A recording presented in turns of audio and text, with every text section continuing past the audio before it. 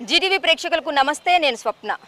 తెలంగాణ ఉద్యమానికి ఊపిరులూదినటువంటి గడ్డ మన కాకతీయ యూనివర్సిటీ.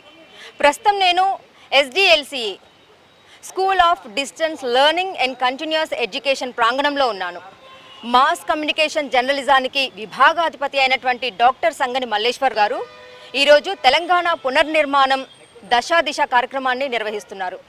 మరి ఈ కార్యక్రమానికి ముఖ్య అతిథిగా నూతనంగా ఎన్నికైనటువంటి ఎమ్మెల్సీ ప్రొఫెసర్ ఎం కోదండరాం గారు, వీరితో పాటు professor PL Visweswararao garu Osmania university, professor K Venkatanarayana garu Kakatiya university, doctor K Rajaram garu IFLU నుండి గౌరవ అతిథులుగా విచ్చేయబోతున్నారు. తెలంగాణ పునర్నిర్మాణ దిశ కార్యక్రమానికి గౌరవ అతిథులుగా విచ్చేసినటువంటి డాక్టర్ రాజారాం IFLU నుండి మనతో పాటు ఉన్నారు. వారిని అడిగి మరిన్ని విషయాలు తెలుసుకుందాం. నమస్తే సార్. నమస్తే అమ్మా. సార్ చెప్పండి, తెలంగాణలో ఎంతోమంది విద్యావంతులు ఉన్నా కానీ అంటే ఇతర రాష్ట్రాల నుంచి మాత్రమే ఇక్కడ మనకి ఈ స్కూళ్ళల్లో కానీ చాలామంది అంటే రిక్రూట్ అవుతున్నారు. దేనికని? అదే ఇప్పుడు నిన్న కూడా జాతీయ స్థాయిలో వచ్చిన సర్వే అని చెప్పింది. ఇక్కడ విద్యాభ్యాసనాలు సరిగా లేవు, విద్యార్థులకి నైపుణ్యాలు లేవు. 10వ తరగతి విద్యార్థిని చూసుకున్నా 6వ తరగతి లెక్కలు చేయలేకపోతున్నాడు, ఇంగ్లీష్ చదవలేకపోతున్నాడు, తెలుగు కూడా చదవలేని పరిస్థితి ఉన్నాయి. ఇవి ప్రభుత్వ పరంగా తెలియజెప్పిన లెక్కలు, ఇవి మనం కూడా చెప్పట్లేదు. సో ఇక్కడతో చాలా తప్పు ఉంది. తెలంగాణ చాలా వెనుకబడిన స్కిల్ డెవలప్మెంట్లో, నైపుణ్యాలలో చాలా వెనుకబడ్డది. కాబట్టి విద్యారంగాన్ని ఫస్ట్ బలోపేతం చేసుకోవాలి. కేవలం డిగ్రీలతో కాకుండా డిగ్రీ తర్వాత ఎట్లయితే ఉద్యోగం వస్తే అట్లాంటి శిక్షణ నైపుణ్యాలు ఇచ్చినప్పుడే మన వాళ్ళకి ఉద్యోగాలు దొరుకుతాయి. ఉదాహరణకు ఒక టీచర్ కావాలనుకోండి, మనం కేరళ టీచర్లను పెట్టుకుంటేనే బోర్డు పెట్టుకుంటేనే వస్తున్నారు. అట్లా కాకుండా మన విద్యార్థులకు ఏదైతే PG చేసిండ్రో వాళ్ళకి స్పెషల్ టీచింగ్ నైపుణ్యాలకు ఇట్లాంటి శిక్షణ ఇచ్చినప్పుడు మన వాళ్ళకి ఉద్యోగాలు వస్తాయి. నైపుణ్యాలు ముఖ్యము.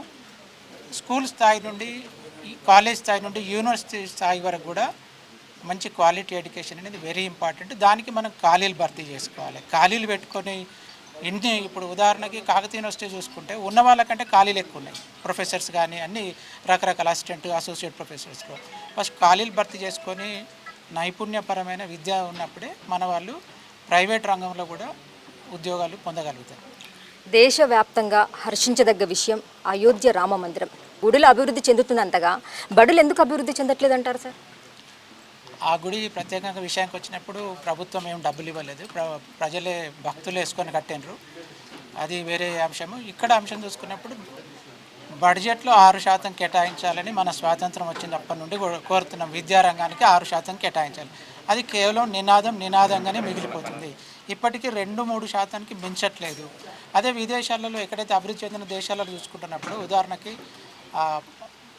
R&D రీసెర్చ్ అండ్ డెవలప్మెంట్ పరిశోధన రంగం మీద వాళ్ళ బడ్జెట్లో 4% కేటాయిస్తున్నారు. కొరియన్ లాంటి దేశాలు, జపాన్ లాంటి దేశాలు, అమెరికా లాంటి దేశాలు.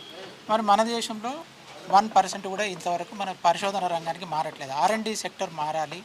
విద్యారంగానికి 6% నిధులు అన్నది ఊరికే డిమాండ్గా మిగలకుండా ఇప్పటికైనా ఈ ప్రభుత్వాలు రియలైజ్ అయ్యి విద్యారంగానికి బలోపేతం చేయాలంటే నిధులు కావాలి, రిక్రూట్మెంట్స్ కావాలి.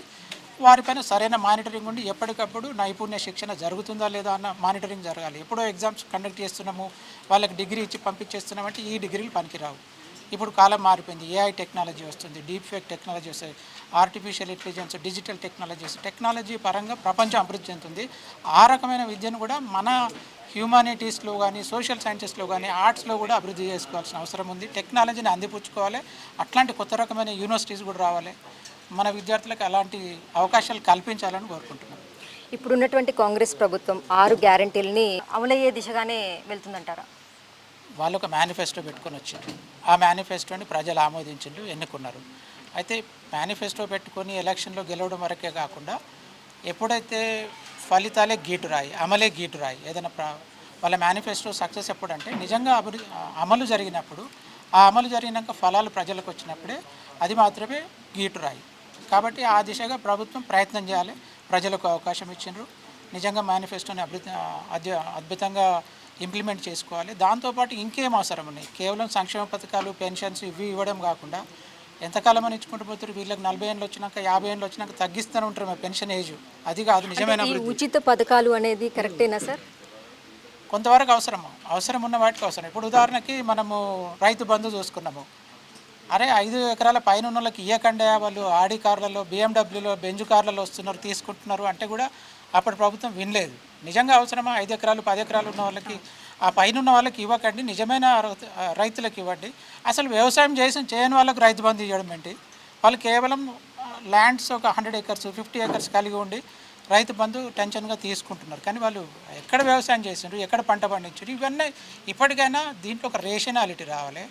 ఆ రేషనల్గా పథకాలు అమలు జరగాలండి. అంటే ఇప్పుడున్న ప్రభుత్వం ఖచ్చితంగా వీటన్నిటి మీద దృష్టి పెట్టే ముందుకు వెళ్తుందంటారా? ఖచ్చితంగా పెట్టాల్సిన అవసరం అవుతుంది. ఎందుకంటే ఉన్న మోడల్ని కంటిన్యూ చేస్తే ఇంకా అప్పులు పెరిగిపోతాయి. ఇట్లాగే విచ్చలవిడిగా పోతే అప్పులు పెరిగిపోయి మనం కూడా ఏ వెనిజులానో, పాకిస్తాన్, బంగ్లాదేశ్ ఇట్లాంటి చాలా దేశాల పరిస్థితి చూసినాం, శ్రీలంక పరిస్థితి చూసినాం. అట్లాంటి పరిస్థితి రావద్దు అంటే ఆర్థిక క్రమశిక్షణ ఉండాలి, నిజంగా పనికొచ్చే పథకాలు ప్రవేశపెట్టాలి, విద్యార్థులకు శాశ్వతమైన ఉపాధి కల్పించే మార్గాలు చూడాలి. ప్రభుత్వ సెక్టర్ అనే కాకుండా శిక్షణ నైపుణ్యాలు ఉన్నప్పుడు ఎక్కడైనా మన వాళ్ళు ఉద్యోగాలు పొందుతారు. ఇదండి.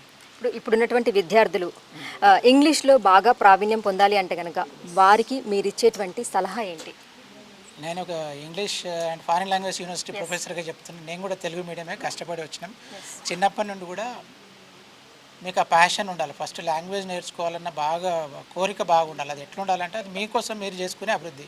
మిమ్మల్ని ఎవరైనా ఒక ఫ్రెండ్ రమ్మంటాడు, టీ తాగుదాం, సినిమా పోదాం అంటే 3 గంటలు స్పెండ్ చేస్తారు.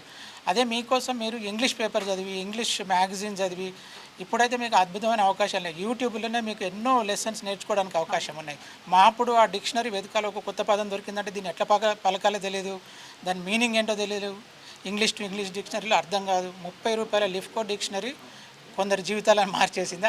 ఇప్పుడైతే మీ కొత్త జనరేషన్కి చాలా అవకాశాలు ఉన్నాయి. యూట్యూబ్లో ప్రొనౌన్సియేషన్ ఏంటి, దాని మీనింగ్ ఏంటి, తెలుగు మీనింగ్ ఏంటి, ఉర్దూ హిందీలో ఈ వర్డ్ మీనింగ్ ఏంటి, ట్యూటర్స్ చాలామంది ఉన్నారు. అన్నిటికంటే కీలకం మీ యొక్క తపన, మీ ప్యాషన్. ఏది నేర్చుకోవాలన్నా నేర్పడానికి చాలా అవకాశాలు ఉన్నాయి, కానీ మీరు నేర్చుకోవాలన్న తపన. ఉదాహరణకు మా యూనివర్సిటీ ఈఎఫ్ఎల్ యూనివర్సిటీ కూడా చాలా కోర్సులు ప్రవేశపెట్టింది. ఇంగ్లీష్లో ప్రొఫిషియన్సీ కోర్స్ అని. దురదృష్టం ఏంటంటే మన తెలంగాణ పిల్లలు చాలా తక్కువ వస్తారు, అడ్మిషన్స్ తక్కువ ఉన్నాయి. ఇది మన యూనివర్సిటీ అక్కడ ఇఫ్లు ఉండి 60 years అయింది, ఇప్పటికీ 6% కూడా తెలంగాణ విద్యార్థులు లేరు అక్కడ. మన నడిగడ్డ ఉస్మానియా పక్కన ఉన్నది, అది చూడడానికే భయపడతాం, ఆ ఎంట్రన్స్ రాయడానికే భయపడతాం. కానీ ఇప్పటికైనా మార్పు రావాలి. ఆ దిశగా మనలాంటి వాళ్ళు, తెలంగాణ టీచర్స్ ఉన్న, రీసెర్చ్ స్కాలర్స్ ఉన్న వాళ్ళని కనుక్కొని ఆ ఎగ్జామ్స్ రాయడము, ఇట్లాంటి ప్రొఫిషియన్సీ కోర్సులు నేర్చుకోవడము. What I can say is ultimately your passion decides. మీ హ్యాబిట్స్ ఈ మధ్యలో చదువుకున్న పిల్లలైనా ఇంతవరకు జరిగిందేదో జరిగింది.